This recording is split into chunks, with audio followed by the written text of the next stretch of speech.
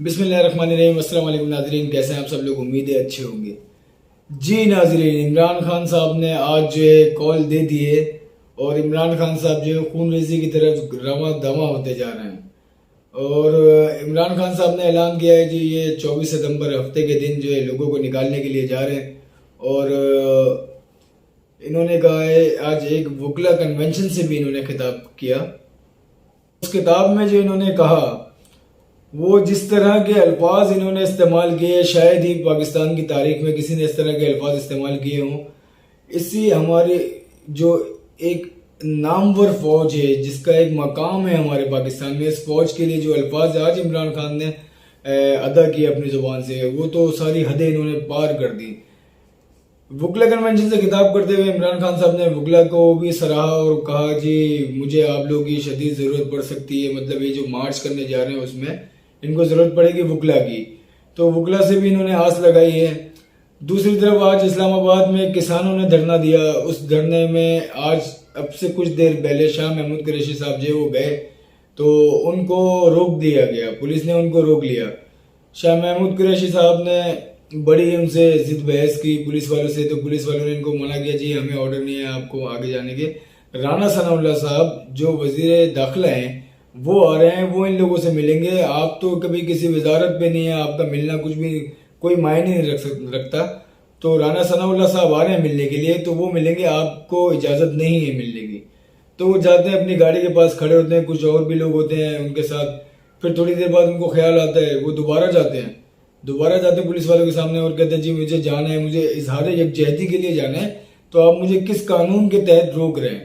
یہ پولیس والوں سے کہتے ہیں۔ پولیس والے بولتے ہیں جی ہمیں نہیں پتا، ہم آپ کو نہیں جانے دیں گے آگے، کیونکہ ابھی جو وزیر داخلہ ہیں ان کے آنے کا وقت ہے، تو آپ کو اجازت نہیں دی جا سکتی وہاں جانے کی۔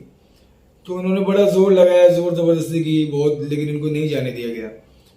دوسری طرف ایم کیو ایم پاکستان میں جو لڑائی جھگڑے ہیں وہ عروج کو چھو رہے ہیں نا بالکل، مطلب اب تو نظر آ رہا ہے کہ ایم کیو ایم پاکستان کا اختتام ہوا چاہتا ہے۔ جس طرح سے نظارے نظر آ رہے ہیں ایم کیو ایم پاکستان میں، کل جو رانا ثناء اللہ صاحب یہاں پر آئے ہوئے تھے اس میں کافی سارے ممبرز جو ہیں وہ حاضر نہیں تھے، جس میں عامر خان صاحب خود بھی حاضر نہیں تھے۔ لگتا تو یہ کہ عامر خان صاحب کو مائنس کرنے کا وقت آ گیا ہے، ڈبل غدار سے ان کو مائنس کرنے کا وقت آ گیا ہے ایم کیو ایم پاکستان سے۔ اور ایک اور جماعت بننے کی بھی اطلاعات آ رہی ہیں کراچی سے ہی، جس میں ایم کیو ایم کے ہی سینئر لوگ جو تھے، جو اس ملک میں ابھی نہیں ہے، جو اس ملک میں ہے بھی پاکستان میں، وہ ایکٹیو نہیں ہے۔ مطلب بے روزگار جو لوگ تھے ایم کیو ایم پاکستان کو، ان کو روزگار ملنے کا وقت آ رہا ہے، جس میں سے عشرت العباد صاحب ہیں اور فاروق بھائی ہیں، ان کے بھی اطلاعات ہیں کہ وہ بھی آ رہے ہیں، اور بھی 2-3 لوگ اور ہیں، مطلب 6-8 لوگوں کا کچھ گروپ ہے، یہ آنے کا ہے اور ان کا سننے میں آ رہا ہے یہ اب کراچی میں اپنی ایکٹیویٹیز کریں گے۔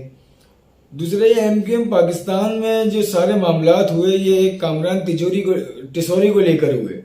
یار ٹسوری اتنا امپورٹنٹ تھوڑی تھا آپ لوگ کے لیے، چھوڑ دیتے اس کو، لیکن وہ ٹسوری نہیں، وہ آپ کو میں نے بتایا نا تجوری ہے، تو منہ سے نکل گیا تھا میرے، تو اس لیے ان کو لینا ضروری تھا۔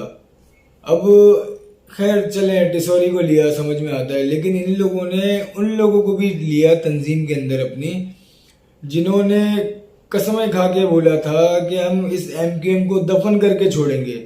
جی میں بات کر رہا ہوں ڈاکٹر صغیر صاحب کی اور وسیم آفتاب صاحب۔ وسیم آفتاب صاحب یہ وہی ہیں جو جب پی ایس پی میں گئے تھے تو اسی ایم کیو ایم پاکستان نے کہا تھا یہ وسیم آفتاب وہ ہیں بھائی، یہ کنگ آف چائنا کٹنگ ہے، مطلب کراچی میں جتنی بھی چائنا کٹنگ ہوئی ہے اس کے کنگ جو ہیں وسیم آفتاب صاحب ہیں، آج وہی ایم کیو ایم میں بیٹھے ہوئے ہیں۔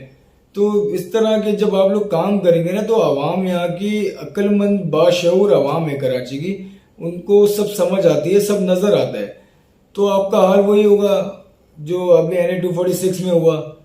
اسی لیے آپ لوگ چاہتے نہیں ہیں کہ ابھی بلدیاتی الیکشن ہو، تو آپ کو بلدیاتی الیکشن میں نظر آ رہا ہے آپ کا کیا اشر ہونے والے ہیں۔ تو خیر یہ تو ایم کیو ایم پاکستان۔ دوسرا ایک لاپتہ شخص ہے، اس کی والدہ کا آج ایک انٹرویو کی ویڈیو وائرل ہو رہی ہے۔ جو انٹرویو لینے والے ہیں وہ ایک صحافی ہیں، نامور صحافی ہیں مجاہد بریلوی صاحب، انہوں نے انٹرویو کیا اور جس طرح سے اس بوڑھی ماں کی سسکیاں دیکھی گئی، चले मैं आपको वीडियो दिखाता हूँ, आए।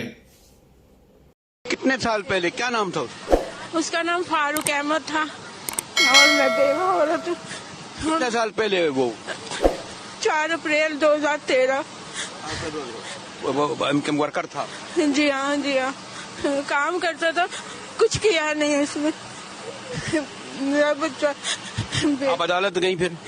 जी हाँ, वो पिटीशन MKM वालों ने, हमारी पार्टी ने लगाई थी। फिर मैं वहाँ जा ही गई, बेवा औरत हूँ, इतना 500 रुपए किराया, इतने पैसे मैं कहाँ से लाऊं? बेवा औरत हूँ। और बहन भाई बच्चे और कौन थे? मेरे बेटे हैं 2, शादीशुदा, 2 बच्चियां मेरे साथ, मेरी बेटियां मेरे साथ है। मैंने इनको बोला मेरी एक बेटी को नौकरी दे दो, मेरी शादी बेटी को नौकरी दे दो। मैंने कागजात दिए मेरे। अब ये जो मिनिस्टर साहब मिले, आपकी बात सुनी? जी हाँ, बात सुनी उन्होंने मेरी। कह रहे हैं कि इंशाअल्लाह ताला हम कोशिश करेंगे, बहुत ज्यादा करेंगे, अल्लाह से दुआ। कितने साल का था जब? उसका नाम क्या बताया आपने? फारूक अहमद। पासपोर्ट ऑफिस सदर से उठाया, सादे कपड़ों में वालों ने। हाँ हाँ। तो क्या उम्र थी? 28 साल।